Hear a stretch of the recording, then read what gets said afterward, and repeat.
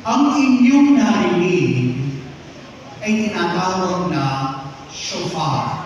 Everybody, say the word shofar. Shofar. Sa lumang tipan, ginagamit ito. Ang tunog ng shofar ay nangangahulugan na mayroong mabuting balitang ipapahayag. It is also a signal wherein mayroong paglilipang na gagawin. Kung kaya mga kapatid, sa gabing ito, ito rin po ang sinasabi sa atin.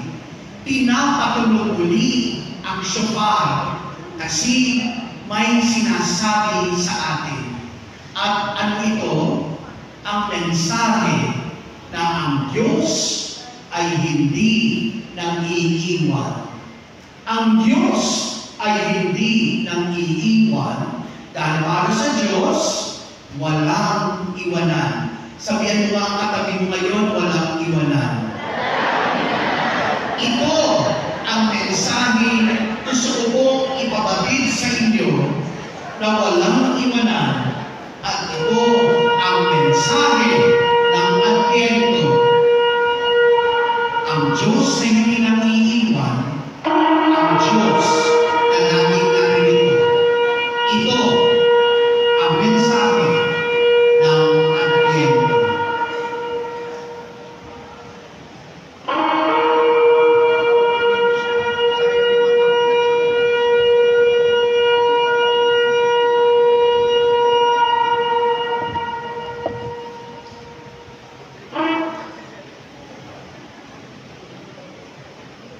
Itong Advent Recollection na ito ay isang paalala na tayo ay dapat tumigil, to make a pause.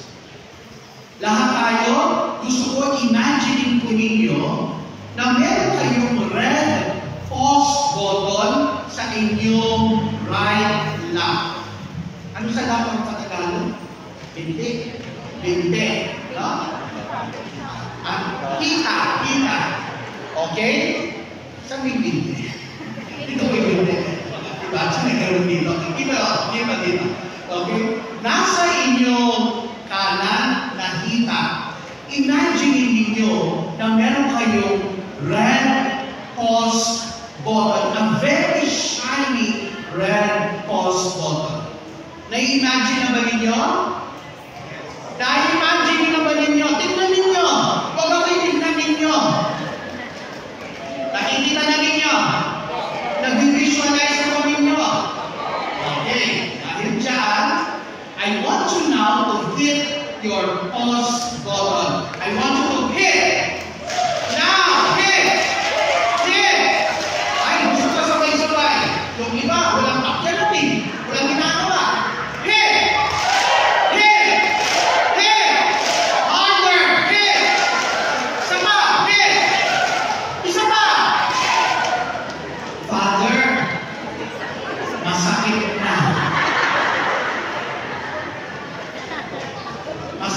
Masakit na.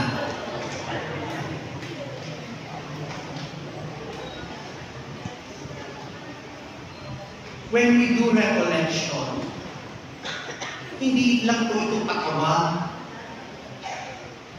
Kapag nag-recollection tayo, hindi lang ito yung meron kang matutunan. Ang tunay na recollection, kaya nga recollection, nagbabalik tanaw. At minsan, sa pagbabalik tanaw mo, tulad ng pagpalo mo sa iyong kanang hita, masakit. Napakasakit. May kukumpisan po ako sa inyo. May kukumpisan ako sa inyo.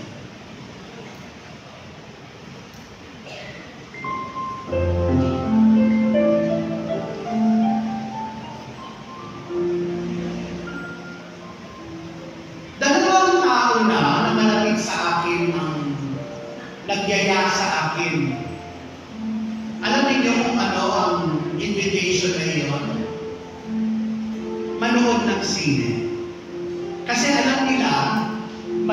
mahilig akong manood ng sine. Isa po yan sa mga gusto kong gawin. Kung may bisyong pinag-uusapan, masasabi ko, bisyo yun. I love watching movies. Ngayon, itong dalawang tao na ito, alam nila yun, kung kahit niyaya ako, Father, manood tayo. Ay, ganun ba? Anong panonoorin? Father, sa unang araw pa lang, pumatok na siya.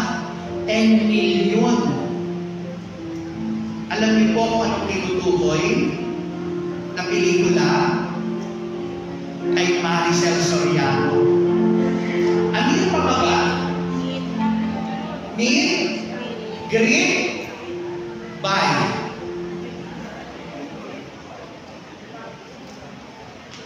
Nakita ko lang yung trailer nun. At alam niyo kung anong sagot ko? Ayun. Kayo na lang. Ayun. Bakit naman, Father? Kasi baka hindi ko makayanan. Baka hindi ko makayanan. Kamamatay lang po kasi ng nanay.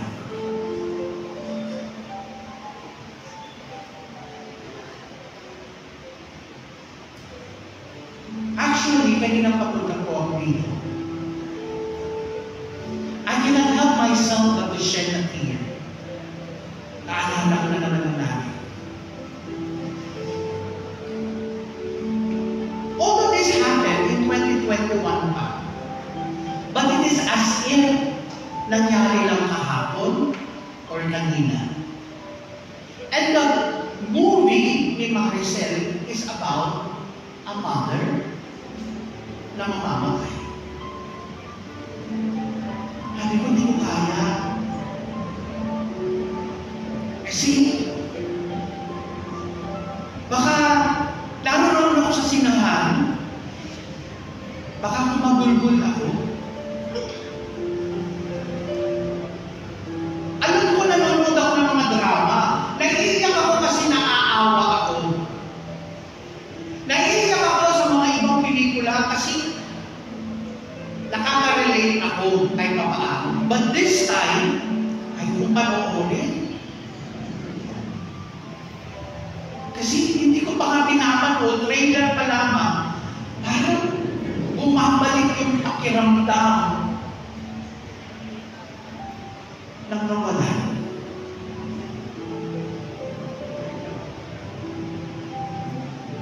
Ano po ba ninyo kung ano yung feeling na yun? Yung mawalan ka? Hindi po ito simpleng nalungkot ka. Hindi yun. Hindi yung simpleng na miss mo lang. Hindi yun. Namumulila. Isang pamumulila sa presensya ng nagmamahal.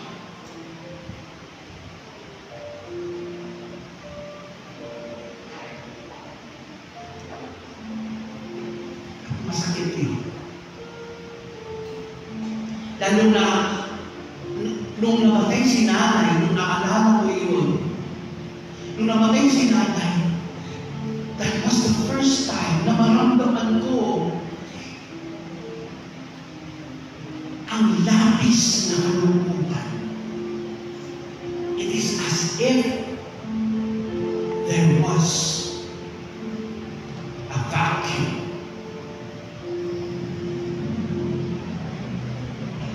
Yung alam mo na hindi na babalik. Yung alam mo na hindi mo na siya makikita. Yung alam mo na hindi na mangyayari yung dating nangyari.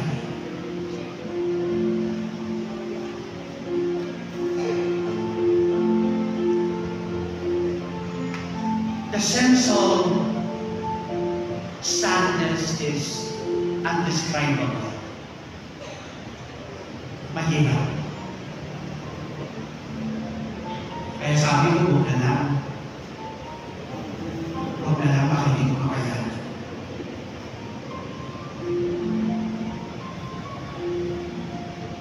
Sa panahon ngayon, marami ring tao ang ganito ang nararamdaman. Hindi lang ako, aminado ako dyan, hindi lang ako ang nakakaranas ng ganito.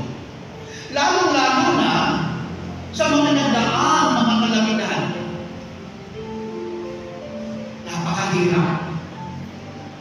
Sino ba naman ang dito ang mag-aakala na tutulog ka, bigla na lang lilindol?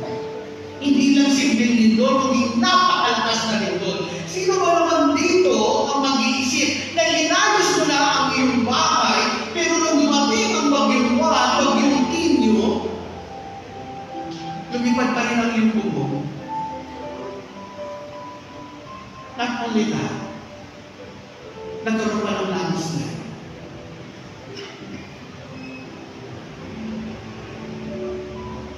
Sino ba naman dito ang handa bigla na lang sasabog ang bulkan?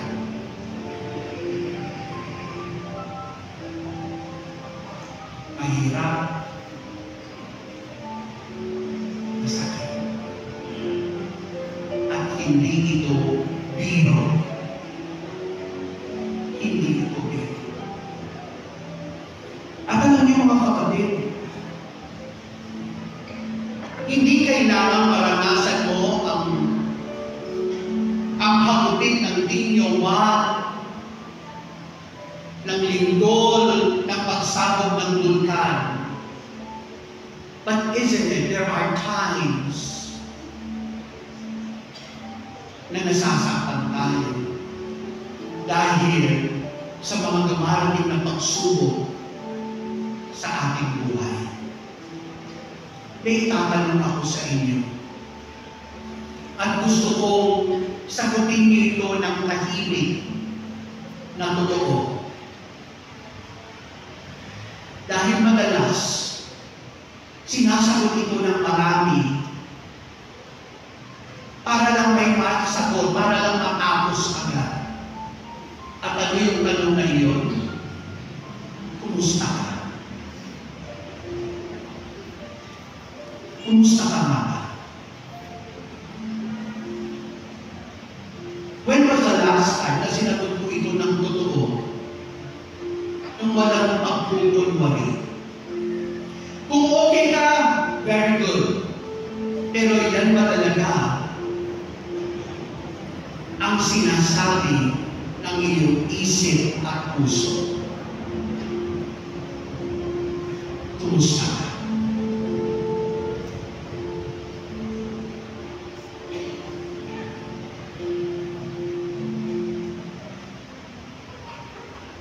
Mga kapatid, ang inyong mga makikita mga susunod na slides ay hindi ito gawa-gawa. Tulad ng introduction kanina, marami na rin po akong napuntahan. Actually, kababalik ko lang po dito sa Makati dahil galing po ako for 4 years sa Nueva Ecija. At na-expose po ako sa mga taong nasa laylayan. Ang inyong mga makikitang mga slides ay mga totoong mga linya ng mga tao. At marahil, ang mga ito ay inyo rin nararamdaman at nag-iisip. Samahan ninyo akong balikan natin ang mga panagpoy ng maraming mga tao.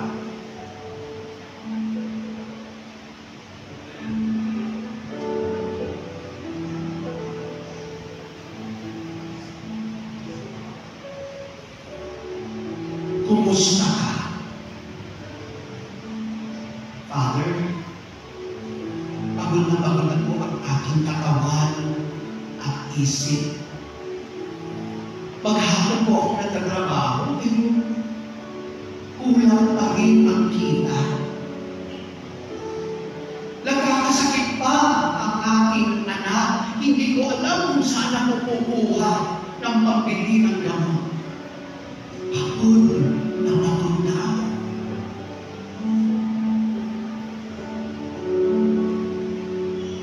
Kumusta ka?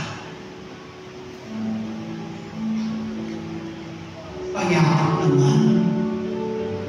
Naiiyak ako. Father, hindi ko na po matandaan. Yung huling panahon na ako ay niyakan. Piling ko pinagninilihan ako ng mga tao eh. Piling ko ayaw nila sa akin. Nilalayuan ako. I am not that popular. Parang maraming galit sa akin. Kaya kapag ako'y nalulungkot, lagi akong mag-isa.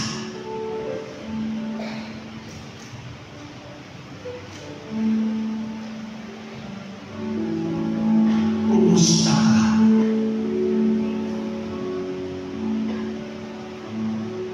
Marami akong gusto sabihin, pero walang tapang na magsalita. Eh paano ba naman po, Father, kapag magsasalita ako?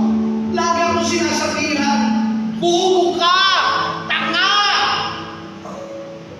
Wala kang alam. Ang sakit nun, Father. Ang tingin ko tuloy sa aking sarili napakababa.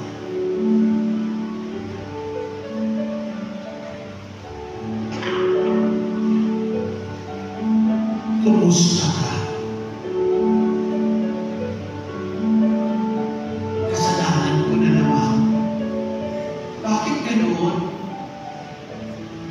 Kapag may problema, lagi ako na lang ang tinuturo. Kasalanan mo kasi kung bakit ganito tayo ngayon.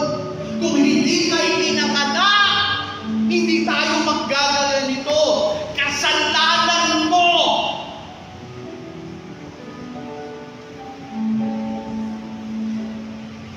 Kailan po ako mag-graduate sa ganito? Ang sakit po. Dahil ba nung ako'y sinilang, namatay ng nanay? Namatay si nanay, kaya ako'y sinilang. Gusto ko bang isilang in the first place?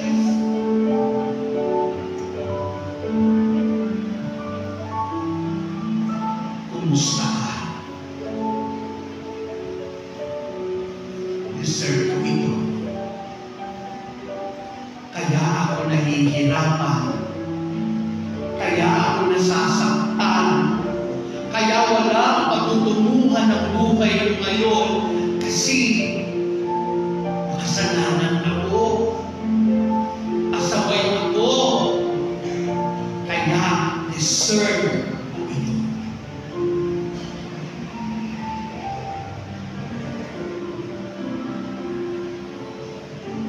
Kumusta ka?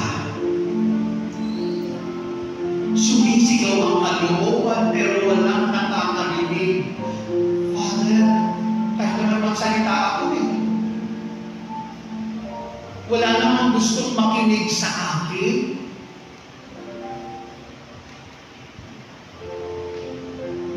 Father, ang sakit na hindi ka pinipili. Ang sakit na lagi kang puli.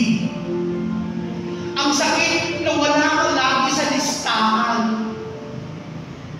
Ang masakit nito, rapon na nga, malas pa rin ako.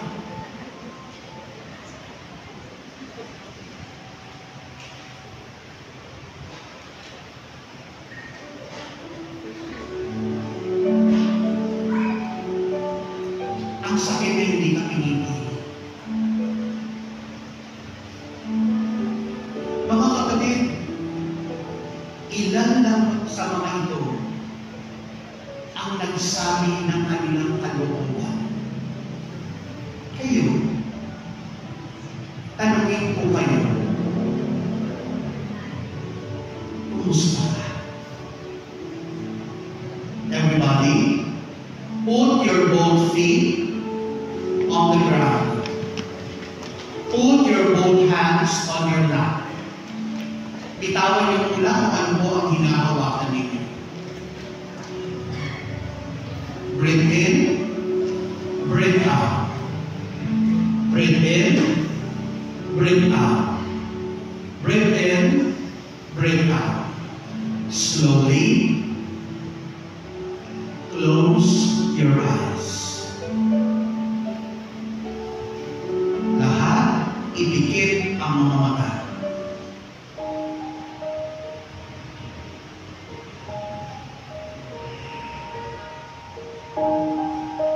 Madilim ang paligid.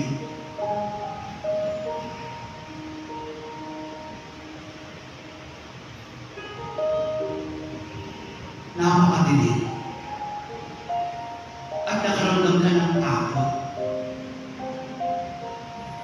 Kung kaya napahakbang ka, hakbang, hakbang, hakbang, hanggang pinapagutan ka na ng dilim.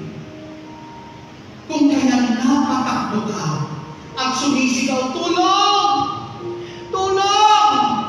Pero ang iyong sigaw ay umaalingaw-ngaw lamang. Walang nakakarinig. At hindi mo namalayan ang isang malaking tipak na bato. Nag-iisip ka, aray! Sakit! Tulong! Tulong!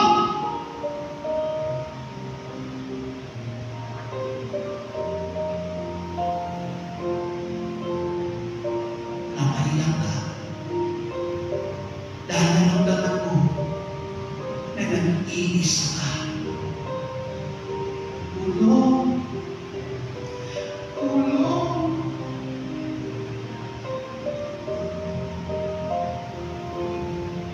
Hanggang iyong naalala ang iyong nakaraan, ang mga pagsubok na dumaan sa iyong buhay.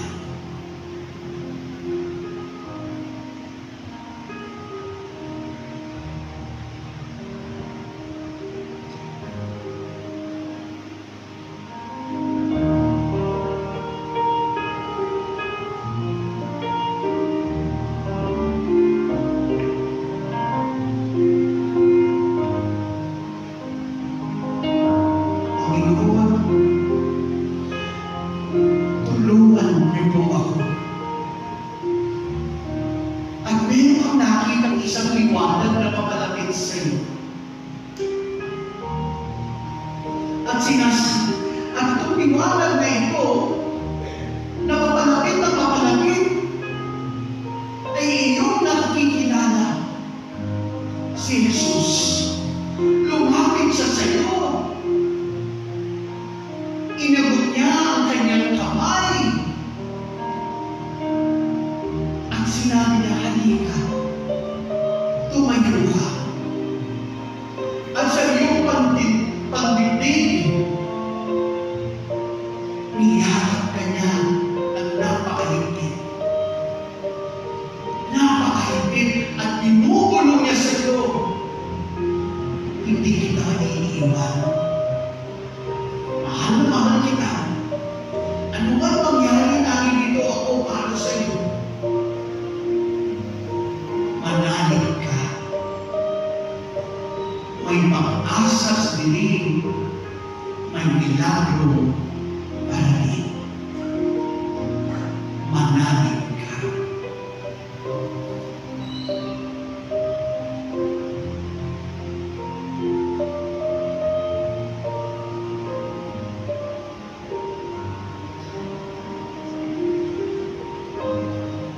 Naramdaman mo ang yakap ng Panginoon, ang pag-ibig na hindi nang iiwan.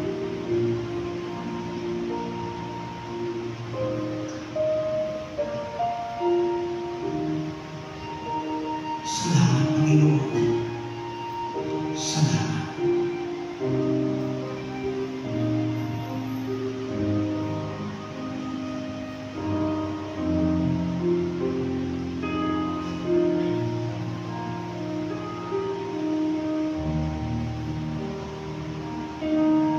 Sa mga sandaling ito, dahan-dahan ninyong buksan ang inyong mga mata.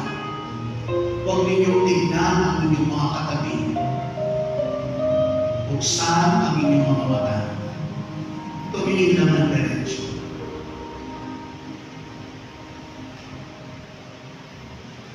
Mga kapatid, anong pinagdadaanan mo?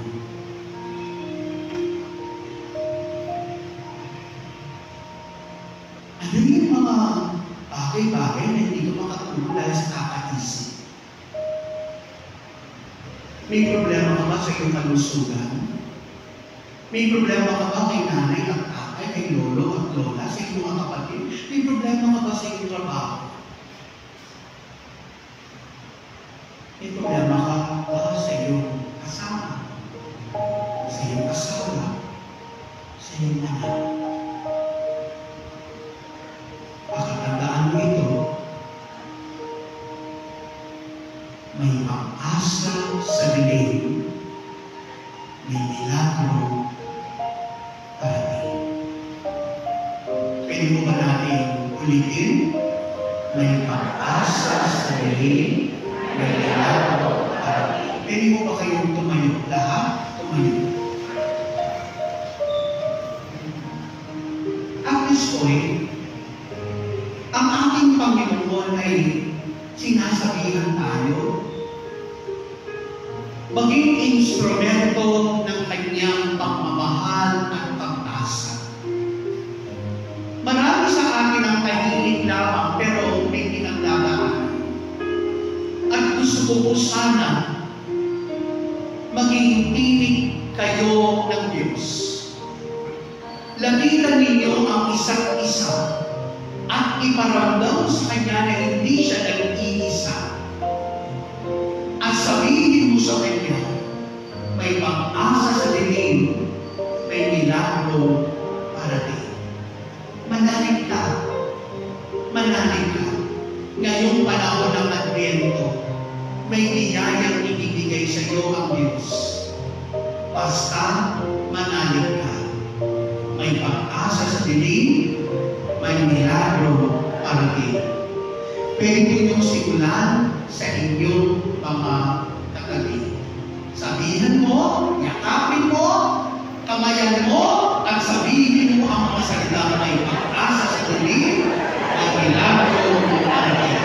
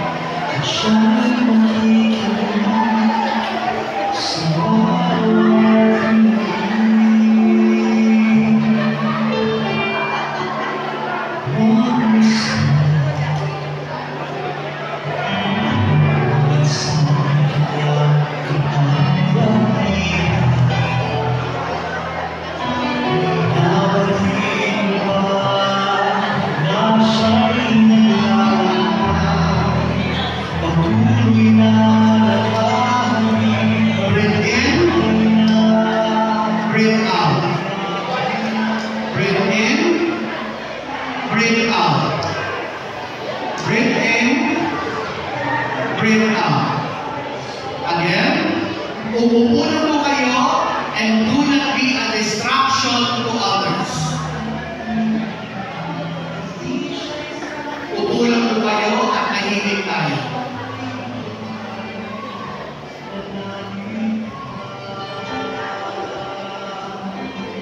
Breathe in, breathe out.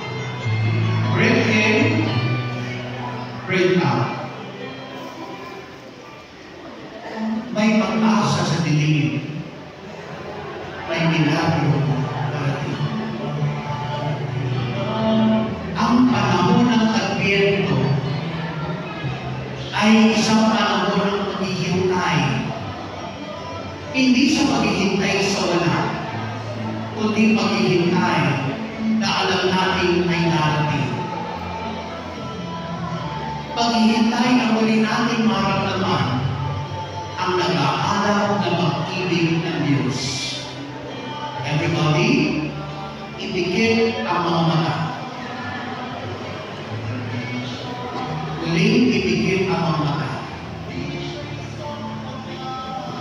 At sa mga sandaling ito, muli kang niyayakap ng Diyos. At sinasabi niya sa iyo, hindi ka nag-iisa, manalig ka. At sinasabi ni Jesus sa mga sandaling ito, halika, samahan mo akong magdasal. Samahan mo ako na itaas ang iyong mga kahilingan, ang lahat ng iyong mga pinagdadaanan. Sabihin lahat natin ito sa Diyos Ama. And this time, sa pagdadasal mo, sinasabi sa iyo ni Jesus, hindi ka nag-iisa, kasama mo siya. Habang nakapikit ang iyong mata,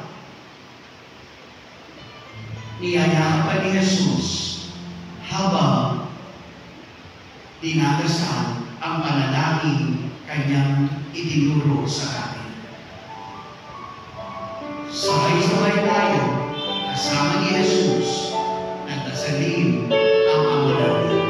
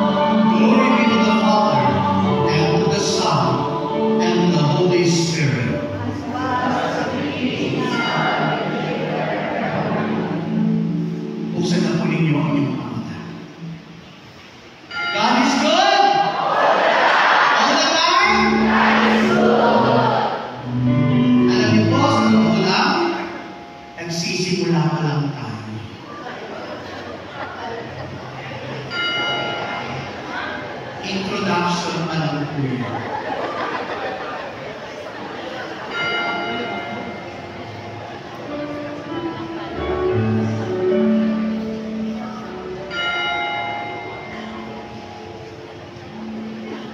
Kasi I want you to have that experience, an encounter of God. Isa po akong teacher din. Madali ako magsabi kung ano yung mga bagong nangyayari sa simbahan, mga turo. Tulad ng pinakita kong video kanina. Actually, yung video iyon, nakita ninyo about the Advent Tree. Matagal na po yung ginawa. Kaya kapansin-pansin, ang payat ko pa doon. No? Pero gusto ko po kasing paalalahanan ko kayo kung anong nangyayari sa Advento. Pero ngayong recollection, ang gusto ko pong maranasan naman ninyo ay ang personal na encounter, ugnayan sa Diyos. Hindi yung mga bagong konsepto, hindi yung mga turo ng simbahan kung anong dapat gawin dito o doon, hindi yun. Ang gusto kong mangyari sa ating Advent recollection ay nag-aalam ba? Samahan ko kayo na pag-alawin muli ang ugnayan sa Panginoon. At alam niyo mga kapatid, sa panahon ngayon marami ang nawawala ng pag-asa dahil sa mga sunod-sunod na nangyayari sa ating buhay. Just this afternoon, tinanong ako, Father, nanonood ka ba ng news, ng balita? Tinitignan ko lang po, pinapakinggan ko lang po, pero hindi na ako bumababad kasi sa totoo lang po, nakakasawa na. Pare-pareho na lang. Siraan dito, siraan doon. Hindi ko alam. Pero ito ang aking sakot dalangin. Sana ngayong Pasko,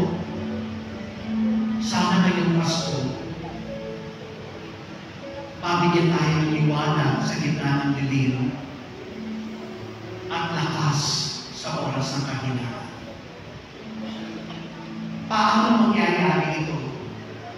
Kung tatanggapin natin ang hamon ng Diyos na maging instrumento ng kanyang pag-asa.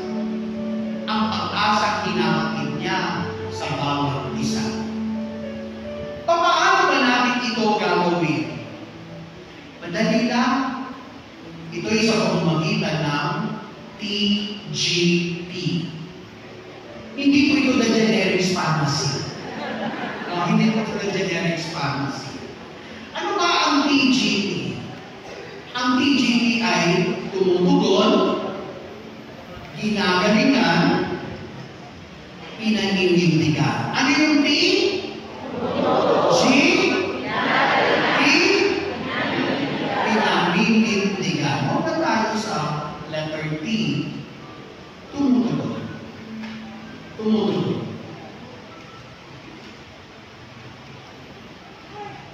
Mga kapatid, sa panahon ngayon, marami ang nabubuhay sa tinatawag na scanning culture. Everybody say the word scanning culture. Scanning culture. The word scanning culture was used by Cardinal Agbo David. Sa kanya galing ang ito yung original sa akin. At anong ibig sabihin ng scanning culture? Parang tulad ng libro, you just scan, you just flip the pages, pero hindi mo binabasa. Parang katulad ng kapag hinawakan mo ang remote control, pindot dito, pindot doon. O kaya sa mga kabataan, kapag hawak ang cellphone, browse dito, browse doon. Walang nasisimulan, walang natatapos. Kung kayo anong nangyayari, lutang. Tignan mo ang katabi mo kung mukhang lutang niya. No? Marami ang lutang. Marami ang lutang sa panahon natin ngayon, mind you. Ang kabayo, kapansin-pansin kapag ginagamit, nilalagyan ito ng, ang tawag dyan, apaoho. In English, binders. Bakit nga kapaoho? Kapaoho, ojos from Spanish, eyes. No? Ojos in Spanish ay mata. yung maigi. Ikumpara mo sa pagtingin ng tao. Ang binocular, ito yung blue, ang ibig sabihin ng binocular, kung anong nakikita ng kanang mata ay nakikita ng kaliwang mata. Okay? Yan ang ibig sabihin ng binocular. Oh, tumingin kayo ng direction. Everybody, look straight. Nakikita ba ninyo ang shoulder blade ninyo? Nakikita? Parang nakikita. Kakaiba ka. Hindi mo makikita. Bilang tao, kasi ang mata mo dito lang siya. Pero ang kabayo, tingnan mo, no, tingnan mo ang kabayo. Monocular, ibig sabihin, ang kanang mata, kaya niyang makita ito. Yung kaliwang mata, kaya niyang makita ito. Okay, monocular. Tayo,